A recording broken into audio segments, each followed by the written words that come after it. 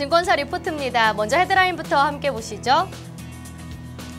신한금융투자입니다. 최악은 지난 3분기 실적 시즌. 현재까지 발표된 실적만 놓고 보면 어닝 쇼크에 가까운다는데요. 하지만 이 조선건설을 제외한 업종들은 대체로 양호한 실적을 발표했다고 판단했습니다. 조선건설 업종 내 해외 관련 종목들의 실적 발표가 거의 마무리됐다는 점을 감안하면 아직은 이제 최악은 지나갔다고 판단을 했는데요. 아직도 수출조 실적이 대거 남아있다는 점도 긍정적이라 판단을 했습니다. 하나금융투자입니다. 중국 증시 높은 변동성 유지 가능성.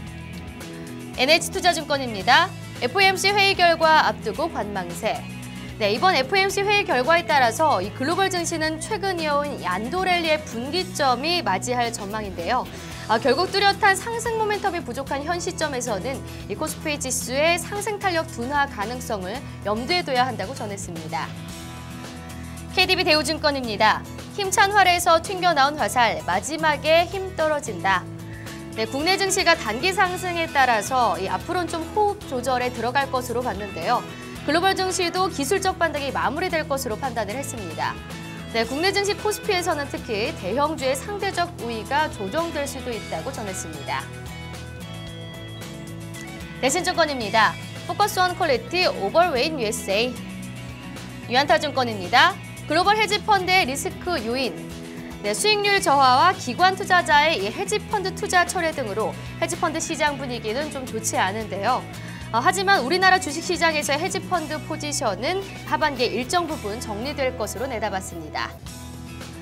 삼성증권입니다. 코스피 멀티플 확장. 한국투자증권입니다. 미국 금리 올릴 수 있을까? 옐런 의장은 연내 기준금리 인상을 수차례 언급해왔지만 연준 내에서도 다른 의견들이 계속 나오고 있습니다. 시장의 뷰는 금리 인상 가능성을 점차 낮게 평가하고 있는데요. 그 요인으론 예상치를 하회한 미국의 9월 고용지표와 또 부진한 미국의 경기지표 등을 들 수가 있습니다. 따라서 경기와 주요국 통화정책 상황들을 볼 땐 이 글로벌 저금리 상황은 예상보다 상당히 길어질 거라 기대했습니다. 오늘의 신규 추천 종목 보시겠습니다. NH투자증권에서 매일유업을 추천했고요. 신한금융투자에서는 아모텍을, 삼성증권에서는 코리아서키트를 추천했습니다. 먼저 매일유업 추천 이유 보시죠.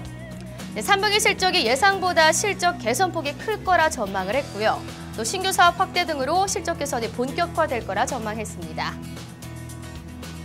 아모텍입니다. 삼성페이 출시 2개월 만에 가입자가 100만 명을 돌파했고 또 누적 결제 금액이 1,000억 원 이상이라고 합니다.